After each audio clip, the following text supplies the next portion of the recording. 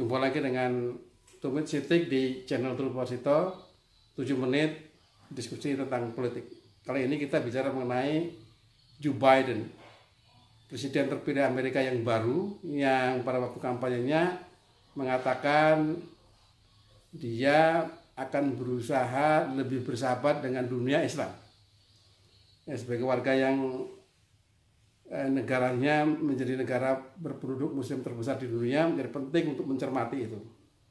Marilah kalimat Joe Biden itu kita pahami dalam dua perspektif. Yang pertama adalah dilihat dari politik dalam negeri Amerika, nanti yang kedua adalah politik luar negerinya. Joe Biden yang kali ini membawa Amerika dalam kabinet baru 15 menteri, jadi cukup ramping saya rasa untuk negara terbesar di dunia seperti itu dibandingkan dengan Indonesia. Indonesia kita 2 kali lipatnya menterinya. Yang menteri luar negerinya adalah Antony Blinken. Kita akan melihat bahwa apa yang disebut sebagai kalimat lebih friendly kepada dunia Islam itu jangan semata-mata diartikan secara harafiah sebagai sama sekali melulu Islam, melainkan adalah lebih bersahabat kepada kelompok yang non-white, ya, jadi termasuk Hispanik, termasuk orang kulit hitam, termasuk Asia yang lain. Dengan kata lain, Islam dan teman-temannya yang non-white. Karena apa? Karena kalimat itu dikatakan pada kampanye yang menghadapi Trump yang ketika itu membawa kredo MAGA, ya, Make America Great Again, yang di dalam politik Amerika itu rupanya merupakan kampanye supremasi orang kulit putih, ya. Dan dalam isu elektoral politik Amerika itu selalu ada isu yang sangat sara kalau di Indonesia, yaitu isu tentang WASP. Orang-orang atau para calon presiden Amerika itu selalu dikaitkan dengan isu white, Anglo-Saxon, dan Protestan. Nah kali ini white, Anglo-Saxon, dan Protestan itu dihadapi oleh Joe Biden yang sebenarnya ada ciri dari keistimewaan Joe Biden terhadap WASP itu. Cerita tentang WASP sendiri merupakan satu mitos bahwa semua presiden Amerika adalah harus orang kulit putih, keturunan Inggris dan Protestan. Dalam sejarah sebelum Joe Biden hanya 2 orang presiden yang dikecualikan atau terkecualikan, yaitu yang pertama adalah John F. Kennedy, karena dia walaupun dia white, Anglo-Saxon, tetapi dia bukan Protestan, ya, melainkan Katolik.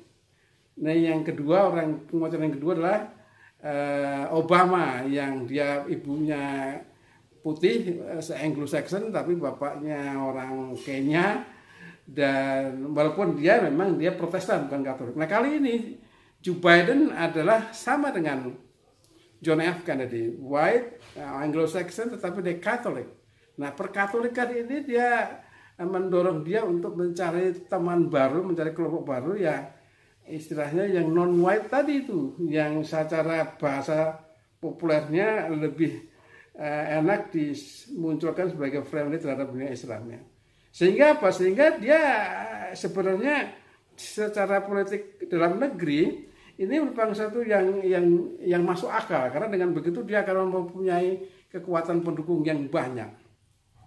Tapi menurut saya secara prioritas yang realistik di sana, apa yang harus dilakukan oleh Joe Biden adalah mencegah fragmentasi warga, karena di sana hampir sama dengan di Indonesia, politik elektoral itu bergema sampai memisahkan atau mau memecah warga negara itu dalam 2 kubu yang saling bertentangan, yaitu kubu hawkish, kubu elang, kubu Republikan yang white supremacy tadi, yang kemarin sebelum ketika penghitungan suara elektoral di gedung Capitol itu melabrak di sana, dan itu menjadi isu dari upaya penggulingan atau upaya pemakzulan Trump yang kedua yang sekarang masih berlangsung. Nah, kalau itu dianggap benar, maka sebenarnya ide berbaikan dengan Islam itu masuk akal karena dia mencari teman. Kalau kita lihat dari kebijakan luar negeri, maka satu alasan yang masuk akal adalah ketika dia menyatakan ingin meninjau kembali hubungan antara Iran dan Al-Qaeda.